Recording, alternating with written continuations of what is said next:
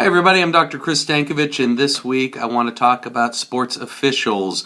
You know, summer's just around the corner, and a lot of you watching this video will soon be out at the baseball, softball fields, soccer fields, and oftentimes you see officials miss calls or you become upset with some of the ways in which they're handling a game. And so, I wanted to talk for just a moment about an article I wrote last week on sports officiating, especially at the amateur level. Some of the things that you should expect and maybe some of the things that you should become more tolerant toward. Number one, I think it's really important that you see the officials out there hustling.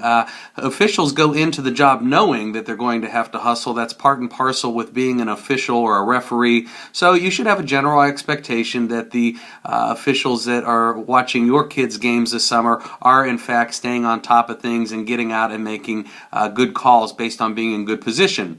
So that's a big expectation that you should have as a parent. Secondly, I think it's important to distinguish the difference between bad calls and wrong calls. You know, so many times we get these two mixed up. Officials will make bad calls. That's human.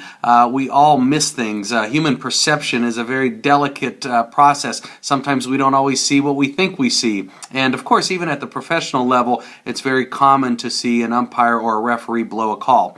A wrong call, on the other hand, is when a referee simply doesn't understand the rule. And sometimes that occurs. And in those instances, what you want to do is make sure that you call that to the attention of the umpire or official at an appropriate time. You certainly don't want to embarrass or humiliate somebody in the middle of a game, but maybe after the game you might speak to that person or even contact the league administrator or commissioner and let that person know that an official may not know the rules of the game.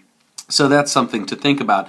The third thing is fairness. The officials that work your kids' games this summer should be fair. You shouldn't have to see the ump over there talking to one team and laughing in between innings, or certainly spending more time getting to know the players from one team over the other. You know, officials, good officials, will be very impartial and objective. I don't want to suggest that they're robots and don't have any human emotion, but they really do keep it between the lines, and they know they have a job to do, and that is to call a fair game. And so that's one thing you want to think about as you go out and appraise the officials this summer. And finally, the last thing I want to talk about is responding to dangerous situations. Good officials will pay attention to potentially dangerous situations.